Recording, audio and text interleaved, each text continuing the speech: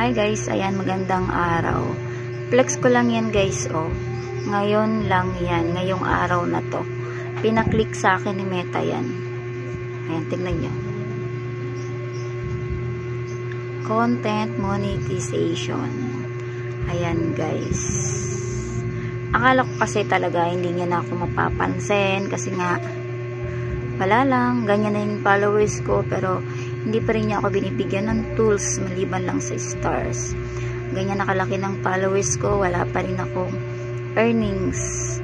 Dati kong Facebook, 5K followers pa lang nagkaroon na ako ng earnings at sumahod na ako sa Facebook.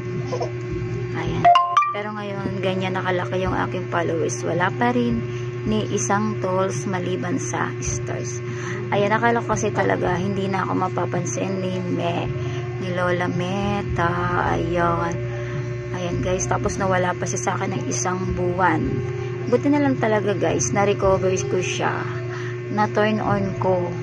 Ayan, binalik kasi nga nilak yan ni Meta nilak yung Facebook ko at ayun nga, isang buwan na wala, nahirapan ako magbalik. Pero at least na-recover ko na. Thank you Lord. At ayan nga, siguro mga ilang araw lang, ayan na yun. Kanina lang yan. Kanina lang yan lumabas. At ayan nga pinaklik sa akin ni Meta. At ayan, syempre dali-dali ko naman siyang kinlik.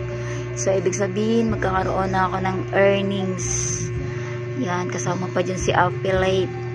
Ayan, nag-focus muna ako sa pagiging affiliate ko. Kasi nga, hindi naman ako pinapansin ni Lola Mets. Kaya dito na muna ako. Pero ngayon, kailangan ko na ring hatiin ang aking oras para sa pakikipag-affiliate. At syempre sa Facebook. Kasi nga eto, binigyan na ulit ako ng pagkakataon. Pwede na tayo ulit kumita ng dollar. Ayun, sana good luck. Ayan guys. Thank you very much. Thank you Lord. God bless.